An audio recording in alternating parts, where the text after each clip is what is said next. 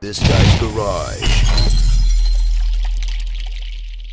Like and subscribe. Mr. Forbes, congratulations on your appointment. Welcome back to finance. You have a phenomenal reputation. I've heard from many people how lucky we are to have you back on finance. I'm going to clip this. This is going to be the first time in 8 years I've been nice to a committee witness. I'm trying to look, I think it's in volume 2, it's table 9.4, where it shows Crown Corps. It shows what I can read. It looks like the Bank of Canada lost $3.4 billion last year. Is that correct? I don't have the number, but that sounds, I know there was a loss in the $3 billion range. Could you just walk it through, like dumb it down for people like us? How we ended up with the Bank of Canada losing $3.4 billion? You know, the basics, and I'll walk you through I'll try to make it as simple as possible. Over the course of the pandemic, the bank bought a lot of Government of Canada bonds at the interest rates that were prevailing at the time.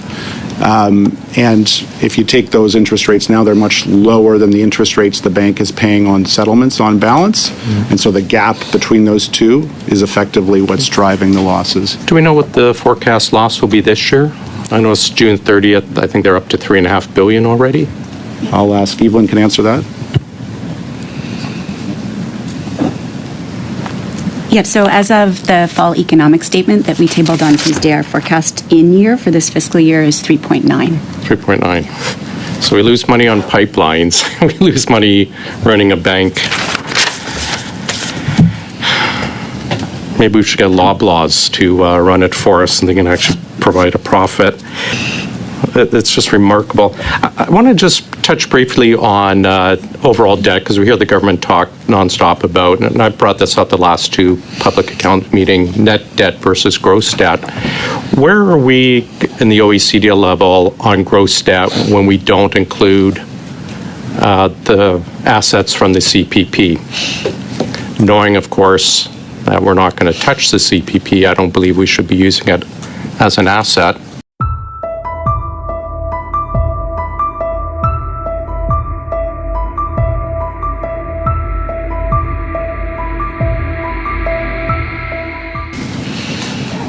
So on gross debt, where are we? We're among the lowest. I'd find the numbers for you. Would you be able to get back to us? I can get back to you probably later in this discussion because I've got it somewhere in my binder. I can certainly find it to you, but I would say we're running, when we look at the largest economies, we are the second lowest after Germany, I believe. For gross debt? For gross debt. And net debt, we are the lowest. The G7 or the OECD? I think it's the G7 that is the number I'm quoting, yes. Yeah, so we're second best of a group of seven. Old, bad. Well, we're the second best in the G7. Yeah, if you could get back to us against the OECD. Turning to Mr. McCauley, you have the floor for 5 minutes, please. Thanks, Mr. Chair. Mr. Forbes, question for you, just regarding the carbon tax carve-out in Atlantic provinces. There's going to be a fair amount of reduced carbon tax taken in because of the home heating exemption. Is that going to lead to a correlating drop in the rebates in those provinces? Yeah, the carbon, the pollution pricing, the fuel charge, I guess, revenues, we link those to the climate action incentive payments. So, yes, that would be corresponding. So there will be a corresponding drop? We asked Finance when the fall economic statement came out, and they weren't sure. Has the policy been set yet? Well, it's the way the fuel charge proceeds work would be that we take those into a pot, and that pot gets reallocated back out through largely through the climate action incentive payments. Mr. Chair, Mr. Forbes, how concerned are you about Canada's rising interest payments? I think it's the fall economic statement was $326 billion over the next several years. Almost $250 billion or $1/3 trillion just on interest. And our ability to provide services, is it crowding out other spending? I'd say we obviously pay close attention to those numbers, and indeed, I think that's why we're talking about fiscal anchors, fiscal targets in the document to make sure that debt to GDP is on a downward track, that deficits are on a downward track, because we certainly, we don't want to continue You've been having. around for a while. Have you ever seen it this high?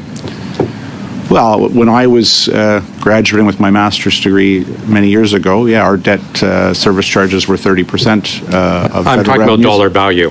Pardon me? I'm talking about dollar value. Well, I think technically not in a dollar value, no, yeah, but. I guess what I'm getting at, I understand what you're saying, as a percentage, but we look at actual dollars, that the interest is going to be double what we will provide to national defense this year, at the same time cutting almost $1 billion, and equal to the healthcare transfers. So percentage is one thing, but you bank dollars, not percentages. And is this $40-50 billion we're spending on interest crowding out our ability to provide funding for other priorities? I guess what I'd say is, I take your point that the absolute number is important. It's a large number, right? It's not really a number that most people can get their head around, right? $45 billion is a lot of money. I think from a government standpoint, though, we do have to think about what's our capacity to hold, to service that debt and to pay for it. And that's where measures like debt costs as a share of GDP, debt costs versus revenues are important. And I think while it is up, those numbers those shares are up, those percentages are up versus where they were 5 years ago. By historical standards, they remain relatively low. And that doesn't mean we can be, take it easy on that and not worry about it or keep an eye on it. I think that's where, ongoing fiscal prudence will be important. Okay. In the public accounts, it talks about corporate revenue being up, I'm going to quote, supported by robust profits, wonderful, notably in resource sector. Do we know how much the strength and the increase in corporate revenue, corporate income tax, is from the oil and gas sector, the resource sector? I might ask Ms. Dancy if she has any specifics on that, but it looks like maybe you can get back to us. Yeah, we're happy to share that with you. And the government has talked about putting a cap on oil and gas emissions. Has finance looked at what the cost to the Treasury, cost of the economy would be if our growth engine of our economy, which is our oil and gas sector, has a forced cap put upon it?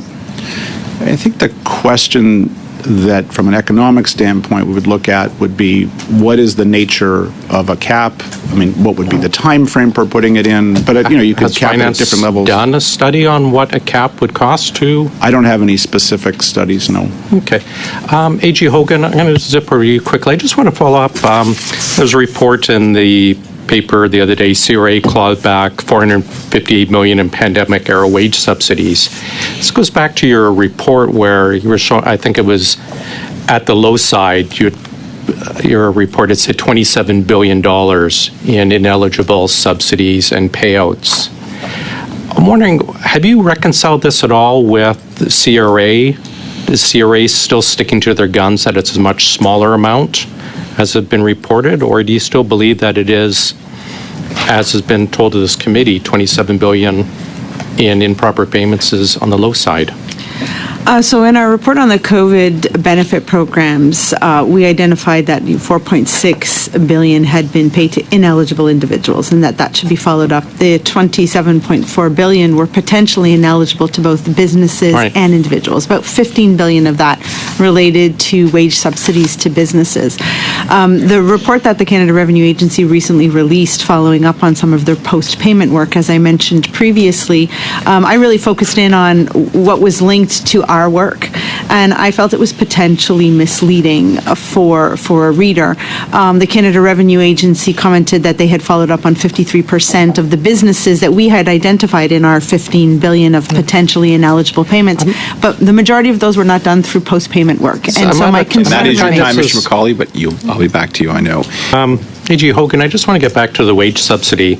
What is the difference between what your reporting and analysis shows were improper payments and what CRA is showing? What they're I just need to clarify what they're showing where, I'm sorry, in that For recent report? ineligible payments for the wage subsidy. So I guess the difference is we identified... Just the totals. I don't know the totals that they reported, I'm sorry, as Considerably ineligible. less than yours, right? It was less. However, we identified all businesses that were potentially ineligible, and the only way to determine if they are eligible is to do post-payment work. Right. And there is a very small portion of those businesses that are being followed up on from a post-payment. I think it's over $20 billion, the difference. Like, how do we get past this impasse? This is a lot of taxpayers' money. Is it a political solution? How do we get CRA to look at this? So all I can refer back to is the testimony when we appeared before this committee to study my report on the COVID benefits. The Canada Revenue Agency has taken a risk-based approach to how they plan on following up and post-auditing businesses when it comes to eligibility. Our view is that it was not rigorous enough. There was not enough work being done. So, for example, only I just 4 or 5% of businesses being followed but is not the sufficient. CRA comments that there's a high level of compliance even among those ID'd by the Auditor General. So again, when I read that report, as I mentioned earlier today, the Canada Revenue Agency highlighted that they had looked at 53% of the businesses that we identified as potentially ineligible for the wage subsidy through either pre- and post-payment work. When you break that down, there's 4% that looked at post-payment, was done through post-payment work. The rest is prepayment work. As you know, there were limited controls in prepayment work. Very little information gathered on monthly revenues. And the main eligibility criteria is that there was a decline in monthly revenue in order to be eligible for the wage subsidy.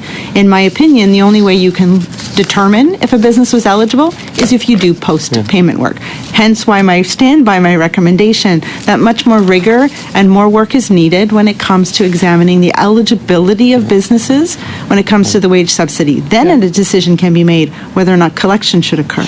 Yeah, and I would agree with you, considering that this year we'll spend as much on debt as we do on healthcare transfers and double on interest debt as we do on our D&D. I think the difference between what your analysis shows and what CRA shows from the CRA numbers is about the almost equivalent of what we actually spend on our defense department. So I hope CRA is watching, or I hope the government is watching. We can follow up on the analysis that you've put forward. Thanks very much, colleagues. I'm just going to read a motion onto the record. I'm not looking to debate it today, but I just want to table it today. It's from November 17th. That, given the fact that GC Strategy is a two-person company that does not perform any actual work but exclusively subcontracts contracts they acquire, has received $59 million in taxpayer dollars from 2017 to present. And despite government promises to reduce outside contract spending, the recently released supplementary estimates show an increase in contract and services spending of $1.2 billion. That the committee initiate a 6-meeting investigation concerning the value for the money the government has obtained through contract and GC strategies, and the committee report its findings and recommendations to the House to facilitate its investigation pursuant to Standing Order 1081. Committee order the production of all contracts between GC Strategies and the Government of Canada from 2017 to 2022 in an unredacted format. Witness lists include the following: all GC Strategies employees, all 2 of them. Federal departments and agencies that hired GC Strategies from 2017 to present, which is D&D, Employment, Workforce Development, Disability, Innovation, Science, Industry, Courts Administration Service, Treasury Board, Department of Families, Children, Social Development, Global Affairs. GC Strategies is very busy, evidently. Canada Border Services Agency, DFO, Secretary of the Governor General, maybe for the $8 million barn, Department of Natural Resources, Department of Agriculture, Nuclear Safety Commission, Public Safety Canada, Transport Canada, Environment, PSPC, and additionally, ministers of the aforementioned departments and agencies are invited to appear alongside their departments' contracting agencies. Thank you, Mr. Colley. That is your time almost spot on. Turning out to Ms. Yip.